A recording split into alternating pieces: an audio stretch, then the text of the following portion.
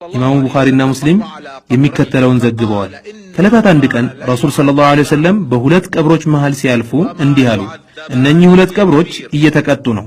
በከባባድ ወንጀሎች ምክንያት አይደለም እየተቀጡ ያሉት።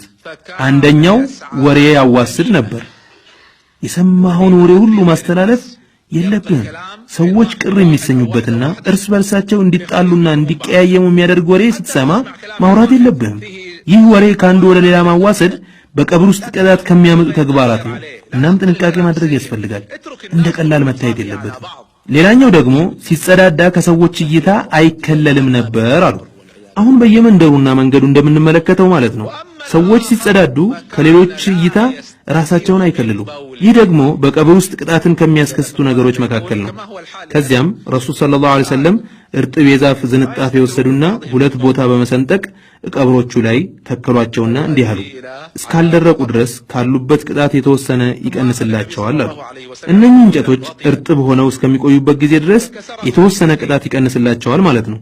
በዚህ የረሱል ሰለላሁ ዐለይሂ ወሰለም ንግግር ውስጥ ዑለማዎች እንዳሉት እነኚህ ሁለት ሰዎች ሙስሊሞች እንደነበሩ ጥቆማ ተደርጓል። ምክንያቱም ካፊር ቅጣት አይቀልለትም። ሙስሊምም ቢሆን ለቀብር ቅጣት የሚዳርጉ ነገሮችን ካልተጠነቀቀ ቅጣቱ እንደሚያገኘው ጥርጥር የለውም። የቀብርን ቅጣትና ለእርሱ የሚዳርጉ ነገሮችን በማስመልከት ከተነገሩ ሁሉ እጅግ በጣም የሚደንቀውና የሚገርመው ኢማሙ ቡኻሪ የዘገቡት ሐዲስ ነው። መልእክቱን በጥሞና እንድታስተውሉና እንድታደምጡ ከወዲሁ አደራ እላለሁ። በዚህ ሐዲስ ውስጥ ረሱል ሰለላሁ ዐለይሂ ወሰለም ከገለጿቸው ሰዎችም እንዳትሆኑ ተጠንቀቁ። ሐዲሱን ያስተላለፉልን ታላቁ ሰሐቢይ ሰሙረቱ ብን ጁንዱብ እንዲህ ይላሉ። ረሱል ሰለላሁ ዐለይሂ ወሰለም አንድ ሰላት አሰግደውን ሲጨርሱ በሙሉ ፊታቸው ወደኛ ይዞራሉ። ከዚያም ማን ነው ከናንተ መካከል ህልም ያየ በማለት ይጠይቃሉ። ህልም ያየ ካለ ለእሳቸው ይነግራቸዋል። ረሱልም ማሻአላህ ጥሩ ነው ይላሉ። ህልም የሚባለው ጥሩ መልእክት ያዘለ ወይም ትክክለኛ ለመሆኑ ከአላህ የሆነ ምልክት ያለው ነው። እንደተለምዷቸው ረሱል ሰለላሁ ዐለይሂ ወሰለም ከዕለታት አንድ ቀን ህልም ያየ ማን ነው በማለት ጠየቁን። ሁሉም ዞር ዞር በማለት ተያየ፣ ግን ማንም ህልም ያየ አልነበረም። ከዚያም ህልም አላየንም ያ ረሱላህ በማለት መልስ ሰጠናቸው። እሳቸውም እኔ ግን አይቻለሁ አሉ። እንግዲህ ረሱል ሰለላሁ ዐለይሂ ወሰለም ያዩትን ህልም ሊነግሯቸው ነው። እንደምታውቁት የነቢያት ህልም ደግሞ ትክክለኛና እውነተኛ ነው። በዛሬዋ ሌሊት ሁለት ሰዎችን ወደ እኔ ሲመጡ በህልሜ አይቻለሁ። ሁለቱም እጆቼን ያዙኝና ወደ ቅድስቷ ምድር ይዘውኝ ወጡ። እዚያም አንደኛው የተቀመጠ ሌላኛው የቆመ ሲሆን ሁለት ሰዎችን አገኘን። የቆመው በእጁ ከብረት የሆነ መንጠቆ መሰል ነገር ይዟል። ያንኛው ደግሞ በጀርባው ተንጋሎ ተኝቷል። ይህ በእጁ መንጠቆ የያዘው ሰውዬ በጀርባው ተንጋለለው ሰውዬ አፍ ውስጥ የያዘውን መንጠቆ ይከትበታል። ከዚያም የሰውየውን አፍ እስከ ጭንቅላቱ ጫፍ ድረስ ይተረትረዋል። በሌላኛው አቅጣጫ ወይም ጉንጩ ይመጣና በዚህም በኩል እንዲሁ እስከ ጭንቅላቱ ጫፍ ድረስ ይተረትረዋል። የመጀመሪያው እንደነበረ ይመለሳል። በዚህ መልኩ አንዱን ይተረትርና ወደ ሌላኛው ይሄዳል። ከዚያም እሱን ተርትሮ ወደ መጀመሪያው ይመለስና ይተረትረዋል። በእንዲህ አይነት ሁኔታ በተደጋጋሚ አፉን እየተረተረ እስከ ቂያማ ድረስ ያለማቋረጥ ያሰቃየዋል። ምንድነው ይሄ ብዬ ጠየቅኩኝ። እነዚያ ሁለት ሰዎች ወደፊት ሂድ አሉኝ። ጉዟችንን ቀጠልን። ከዚያም አንድ በማጅራቱ ደገፍ ብሎ የተጋደመ ሰው ዘንድ ደረስን። ሌላው ሰውዬ ደግሞ በተጋደመው ሰው ጭንቅላት ጫፍ ቆሟል። በእጁ ቋጥኝ ድንጋይ ይዟል። በዚያ ድንጋይ የተጋደመውን ሰውዬ ጭንቅላት ይፈጠፍጠዋል። አንድ ጊዜ ሲመታው ጭንቅላቱ ብትንትን ይላል፣ ድንጋዩ ይንከባለላል። በዚህም ጊዜ ቆሞ ሲመታው የነበረው ሰውዬ ድንጋዩን ሊያመጣ ይሄዳል። እሱ ድንጋዩን ይዞ ሲመለስ የዛንኛው ጭንቅላት እንደነበረ ይመለሳል። በድጋሚ በድንጋዩ ጭንቅላቱን ይፈጠፍጠዋል። ጭንቅላቱ ፍጥፍጥ ብሎ ይበታተናል። በዚህ መልኩ በተደጋጋሚ ጭንቅላቱን በመፈጥፈጥ እስከ ቂያማ ድረስ ያሰቃየዋል። ማን ነው ይሄስ ብዬ ጠየቅኩኝ። እነዚያ ሁለት ሰዎች አሁንም ወደፊት ሂድ አሉኝ። ጉዟችንን ቀጠልን። ከዚያም አንድ ትልቅ ጉድጓድ ያለበት ቦታ ደረስን። ከላይ አፉ ጠባብና ስሩ ሰፊ የሆነ ጉድጓድ። ከጉድጓዱ ስር እሳት ይቀጣጠላል። እሳቱ ወደ ጉድጓዱ ዘልቆ ሲገባ በውስጡ ያሉ ወንዶችና ሴቶች ከእሳቱ ለማምለጥ ይተረማመሳሉ። እንደምንም ታግለው ከጉድጓዱ አፋፍ ላይ ደርሰው ለመውጣት ሲሞክሩ እሳቲቷ ወደ ነበረችበት ሁኔታ ትመለሳለች። ወደ ጉድጓዱ መዝለቁን ታቆማለች። እነሱም ወደ ጉድጓዱ ውስጥ ለመመለስ ይገደዳሉ። በድጋሚ እሳቲቷ ትመጣና ታቃጥላቸዋለች። እነሱም ከሷ ለማምለጥ ይሸሻሉ። ከጉድጓዱ አፋፍ ላይ ደርሰው ለመውጣት ይቃረባሉ። የተወሰነ ከለበለበቻቸው በኋላ እሳቲቷ ወደ ነበረችበት ሁኔታ ትመለሳለች። በዚህ አይነት ሁኔታ እስከ ቂያማ ድረስ ይቆያሉ። አላህ ከእንዲህ አይነቱ ይሰውራል። ምንድነው ይሄስ ብዬ ጠየቅኩኝ። እነዚያ ሁለት ሰዎች ወደፊት ሂድ አሉኝ። ጉዟችንን ቀጠልን። ከዚያም ከደም የሆነ ወንዝ ያለበት ስፍራ ደረስን። በወንዙ ዳርቻ ላይ አንድ ሰው ቆሟል። ሌላ ሰው ደግሞ በዚያ በደም ወንዝ ውስጥ ይዋኛል። እየዋኘ ወደ ዳር ሲደርስ ለመውጣት ይፈልጋል። ያ በወንዙ ዳርቻ ላይ የቆመው ሰውዬ ድንጋይ ያነሳና የሚዋኘው ሰውዬ ወደ ዳር ከመውጣቱ በፊት አፉ ላይ በዚያ ድንጋይ ይመታዋል፣ አፉን ያቆስለዋል። ሰውየው መልሶ ወደ ደም ወንዝ ይገባና መዋኘቱን ይቀጥላል። በተደጋጋሚ ወደ ዳር በመምጣት ሊወጣ ቢሞክርም በድንጋይ አፉ ላይ የመታ እንዲመለስ ያደርገዋል። በዚህ መልክ እስከ ቂያማ ድረስ ይሰቃያል። ምንድነው ይሄስ ብዬ ጠየቅኩኝ። እነዚያ ሁለት ሰዎች አሁንም ወደፊት ሂድ አሉኝ። ጉዟችንን ቀጠልን። ከዚያም አረንጓዴ ጨፌ ያለበት ቦታ ደረስን። በጨፌው መሃል ትልቅ ዛፍ አለ። በዛፉ ግንድ ስር ደግሞ አንድ ሽማግሌና ሕፃናት አሉ። አንድ ሰው ደግሞ ከዛፉ በቅርብ ርቀት ላይ አለ። ከዚህ ሰው ፊት እሳት አለ። እሱ ይህን እሳት በደንብ እንዲቀጣጠል እያደረገ እያነደደ ነው። ሁለቱ ሰዎች እዚያ ትልቅ ዛፍ ላይ ይዘውኝ ወጡ። ከዚያም አንድ በጣም የሚያምር ቤት ውስጥ አስገቡኝ። እንደዚያ የሚያምር ቆንጆ ቤት አይቻላውቅም። በዚያ ቤት ውስጥ አዛውንቶች፣ ጎልማሶች፣ ወጣቶች፣ ሕፃናትና ሴቶችም አሉ። ከዚያም ከዚህ ቤት አስወጡኝና እዛፉ ላይ ይዘውኝ ወጡ። ከመጀመሪያው ያማረና እጅግ በጣም ቆንጆ ቤት ውስጥ አስገቡኝ። በዚህም ቤት ውስጥ አዛውንቶች፣ ጎልማሶች፣ ወጣቶች፣ ሕፃናትና ሴቶችም አሉ። ከዚያም የዛሬውን ሌሊት መቼም አዞራችሁኝ፣ ስላየሁት ነገር ምንነት ንገሩኛ አልኳቸው። እነሱም ጥሩ፣ ያየኸውን ነገር ምንነት እናወጋሃለን አሉኝ። ከዚያም እንዲህ አሉኝ፣ ያ አፉን እየተሰነጠቀ እስከ ቂያማ ድረስ የሚሰቃየው ሰው ውሸታም ሰው ነው። ሲያወራ ውሸት የሚያወራ ነው።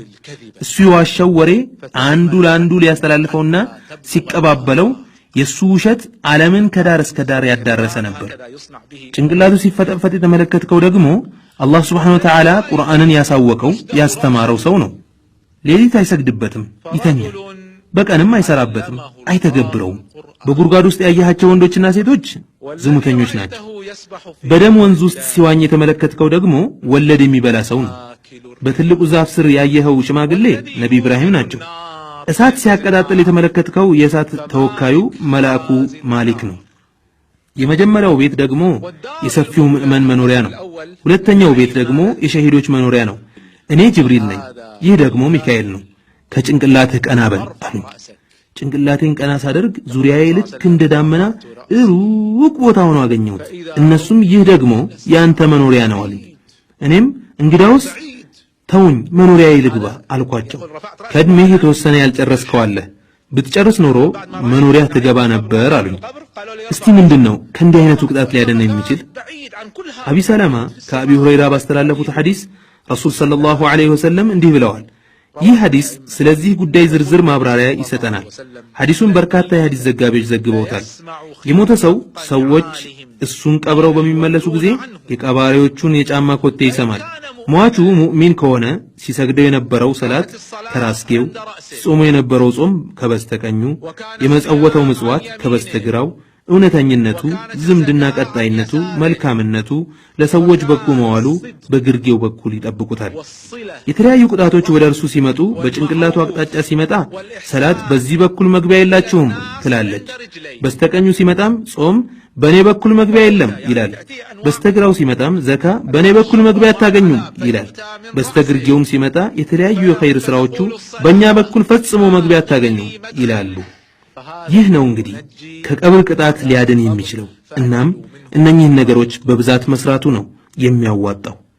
ንግግሬን የማሳረገው አንዳንድ ምክሮችን በማቅረብ ይሆናል። እነኚህ ምክሮች የተላለፉት ከታላላቅ ጻድቃን የአላህ ባሮች ነው። ዓሊ ኢብኑ አቢ ጣሊብ እንዲህ ብለዋል፣ ዱንያ ጀርባዋን ለኛ ሰጥታ ጉዞ ጀምራለች፣ አኺራ ደግሞ ፊቷን ወደኛ ዙራ ጉዞ ጀምራለች። ለእያንዳንዳቸው ልጆች አሏቸው። የአኺራ ልጆች ሁኑ፣ የዱንያ ልጆች አትሁኑ። ዛሬ ስራ ብቻ ነው፣ ቁጥጥር ኦዲት የለም። ነገ ደግሞ ቁጥጥር ኦዲት እንጂ ስራ የለም። ቡኻሪ ዘግበውታል። በኢማሙ ቁርጡቢ የምክር ጥንቅር ውስጥ የሚከተለው ተዘግቧል። አንተ ተላላ ስለ ሞትና ጣረሞት ስለ መራራውና አስቸጋሪው ጽዋው አስተንትን፣ አስብ።